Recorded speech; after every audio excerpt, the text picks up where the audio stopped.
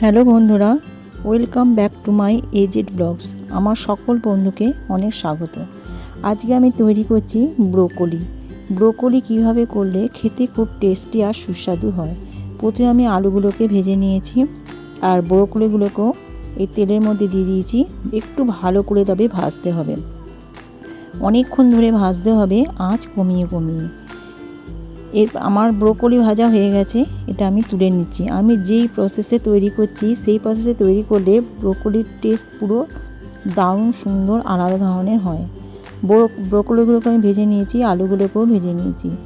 এরপর আমি দিয়ে দেবো আর একটু তেল কড়াইয়ের মধ্যে, তবে খুব বেশি তেল দেব না। আলু আর ব্রোকলি ভেজে দেখিয়ে দিলাম। তেলের মধ্যে দিয়ে দিলাম একটা টমেটোটাকে ভালো করে তবে ভাজতে হবে, তার আগে কোনো কিছু দেওয়া চলবে না। টমেটোটাকে হালকা করে ভালো করে ভেজে নিলাম। দিয়ে দিলাম তেলের ওপরই দুটো কাঁচা লঙ্কা, এটাকেও ভেজে নিতে হবে, তার আগে কিছু কিন্তু দিইনি। ভাজা হয়ে যাওয়ার পরে আমি দিলাম আদা বাটা। এই আদা বাটা, টমেটো, লঙ্কা আরেকটু ভালো করে ভাজতে হবে। এখানে খুব আঁচ কমিয়ে কমিয়ে করবে। দিয়ে দিলাম অল্প একটু জিরে গুঁড়ো। এই জিরে গুঁড়ো দিয়ে ভালো করে নাড়াতে হবে গন্ধটা না ছাড়া পর্যন্ত। এবার দিয়ে দেব হলুদ, দিয়ে দিলাম একটু, দিয়ে দেবো নুন। এবার ব্রোকলিটাও দিয়ে দিলাম। ব্রোকলি আলু দুটো একসাথে দিয়ে ভালো করে আমাকে কষাতে হবে। টমেটো, কাঁচা লঙ্কা ভালো করে ভেজে দিলে, এটা একটা ছোট্ট টিপস, খেতে খুব অসাধারণ সুস্বাদু হয়। নুনটা আমি পরে দিচ্ছি যেহেতু জল বেরোয়। এরপর নুনটা দিয়েও ভালো করে আমি নাড়াচাড়া করে নেব। এতে কিন্তু আমি কোনো রকম জল দিইনি, আর জলটা না দেওয়ারই চেষ্টা করবেন।